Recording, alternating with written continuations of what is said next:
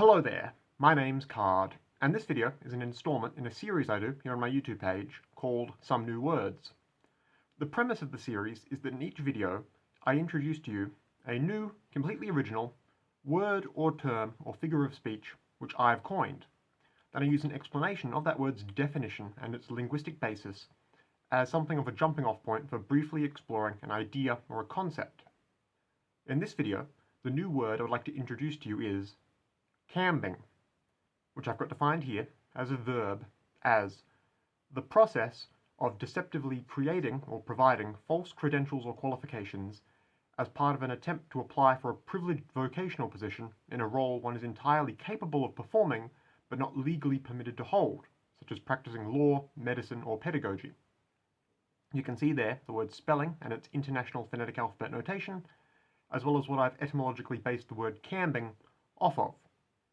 It's derived from a word in the Zulu language which can variously mean to make or to forge or to justify, so it becomes something of a play on words here in English. I feel like this is a simple enough concept to understand, even if you're not necessarily all that likely to encounter this sort of social dynamic in your everyday life, where someone essentially fakes their way into a career with some serious prerequisite qualifications. Understandable as this sort of concept is, there doesn't seem to be a specific, pre-existing, real word for doing this in contemporary English.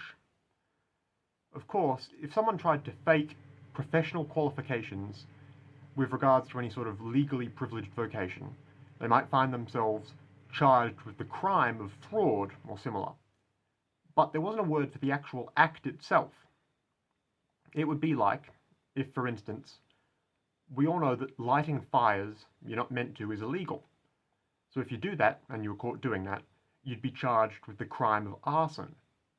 But imagine if arson were a crime and a legal term, but we didn't have any other vernacular word for lighting a fire in the first place. The point of coming up with a word like this is really about highlighting an apparent gap in our current linguistic ability to describe the world. Consciously thinking about how we label concepts and objects, and how our language determines, in many ways, what we see as distinct phenomena is pretty neat, I reckon. If you find all this interesting too, you can find more of my Some New Words videos in their own playlist linked at the top of the description. Also linked there will be a dedicated page of my website where all these new words of mine are collated in one spot if you prefer to read through them all at your own pace. And of course, if you'd like to hear more from me in general, feel free to subscribe to this YouTube page, or just take a look at my other videos.